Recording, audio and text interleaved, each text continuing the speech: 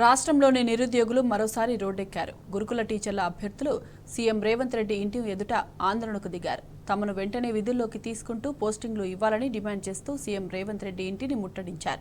అయితే పోలీసులు గురుకుల టీచర్ అభ్యర్థులను అడ్డుకోవడంతో వారు మోకాళ్లపై నిలబడి తమ నిరసన వ్యక్తం చేశారు. తమకు న్యాయం చేసే వరకు అక్కడి నుంచి కదిలేది లేదంటూ రోడ్డుపైనే బైఠాయించారు. బ్యాక్లాగ్స్ లేకుండా పోస్టులు వేయండి. గురుకులాల్లో బ్యాక్లాగ్స్ లేకుండా పోస్టులు వేయండి.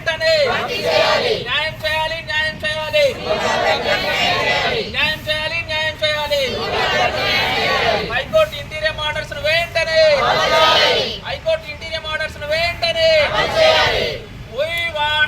గురుకులాల్లో బ్యాక్లాగ్స్ లేకుండా పోస్టులు వేయండి. గురుకులాల్లో బ్యాక్లాగ్స్ లేకుండా పోస్టులు వేయండి. అప్పుడు మా పరిస్థితి ఏంటి? మాకు నోటీస్ ఇంకొక సంవత్సరం ఆగండి అన్న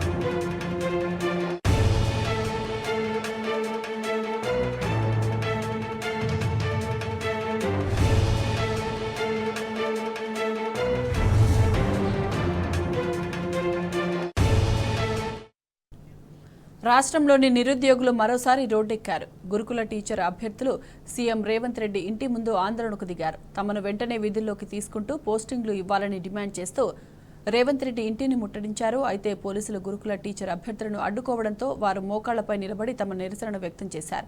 తమకు న్యాయం చేసే వరకు అక్కడి నుంచి కదిలేది లేదంటూ రోడ్డుపైనే బైఠాయించారు.